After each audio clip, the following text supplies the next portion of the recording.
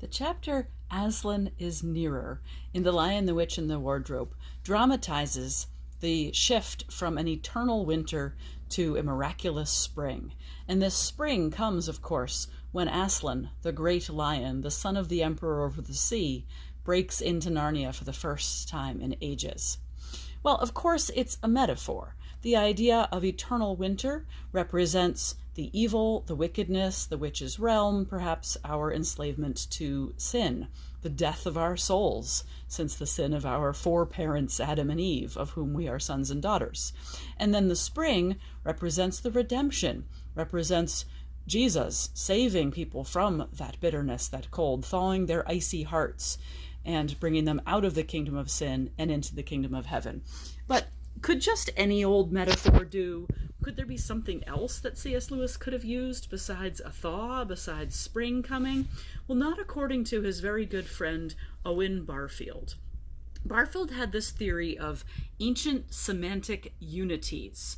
Barfield meant that in ancient times, people had a sense of unity between things that we moderns have now separated in our minds. That for ancient people, for instance, something like the sun and the sun god and a cheery disposition and the light of illumination breaking into our minds were somehow kind of all the same thing, because it was the person of the sun god who was that heavenly celestial body, that flaming ball of fire, the sun.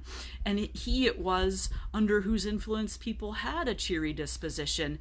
And it was he who sent the rays of illumination into a human mind. So they wouldn't have split up or chopped up these things into separate meanings the way we do nowadays, but they would have seen them as this one whole, this beautiful unity. And that we've lost something by dividing those up and by taking the animating spirit out of them.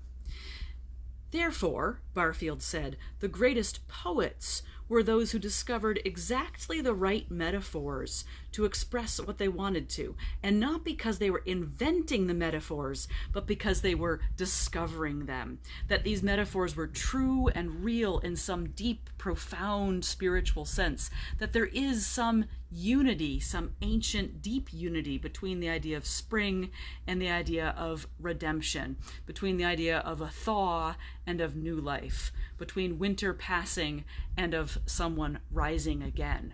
So he would say, and maybe he did perhaps in conversation with C.S. Lewis, that his friend Jack had discovered, uncovered, and recommunicated a classic metaphor.